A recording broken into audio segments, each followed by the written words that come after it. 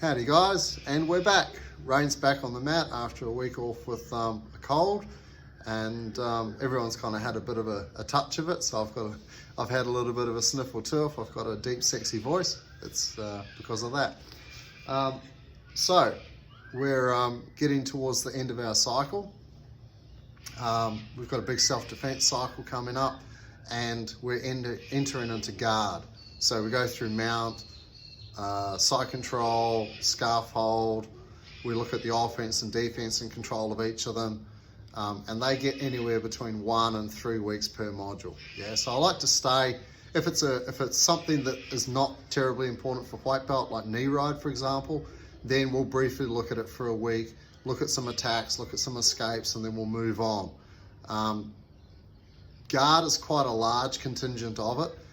Not because I expect you to pull guard in a street fight or anything like that, but because it's arguably the weakest position in street fighting, yeah, other than being in a position where you're dominated, right?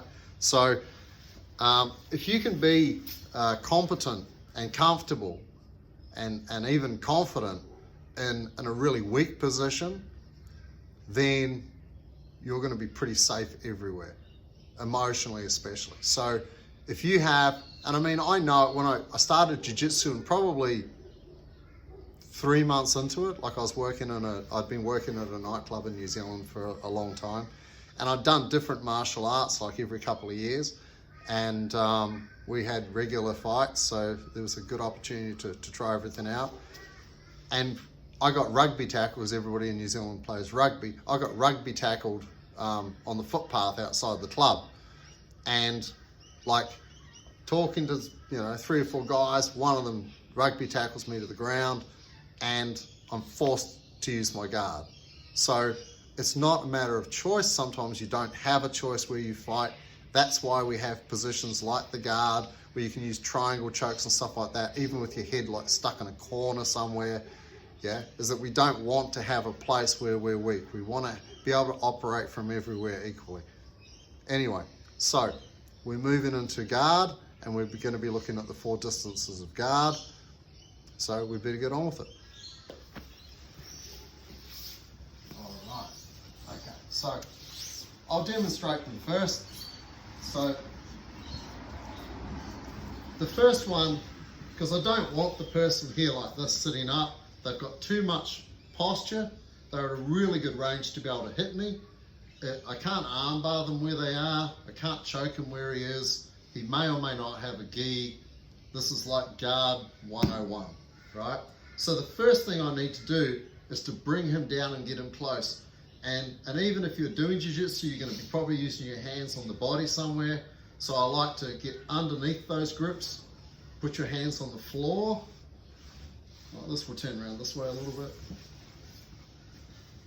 I want to get hold of his head and trap one arm, pulling his head towards the arm, the free side arm, and I like to use my elbow to just touch it, so I know where it is, like this. And I'm literally pulling his head slightly sideways towards that side, right? So it's hard for him to headbutt me, but also the closer his head is to this arm, the harder it is for him to initiate a punch, right? So I'm here like this. This is where I want to sit. I'll put my head against his head.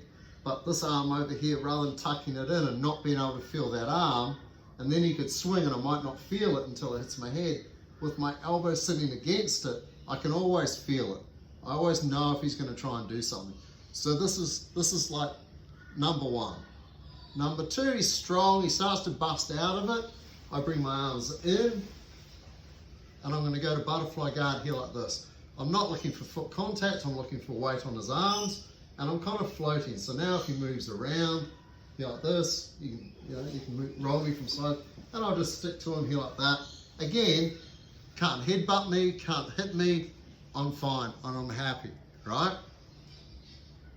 But he's strong or slippery or both, and I lose his hands.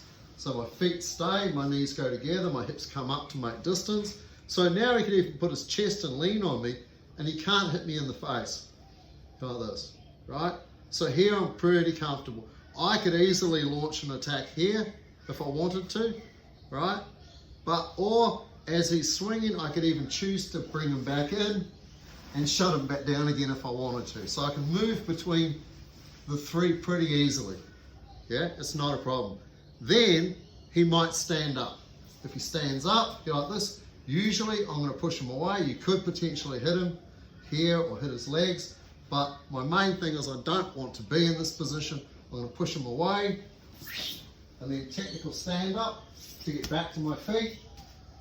If I'm halfway up and he comes in, I can shoot to the outside and put him down and get back up again. Right, so there it is in summary. You want to know more, come to class.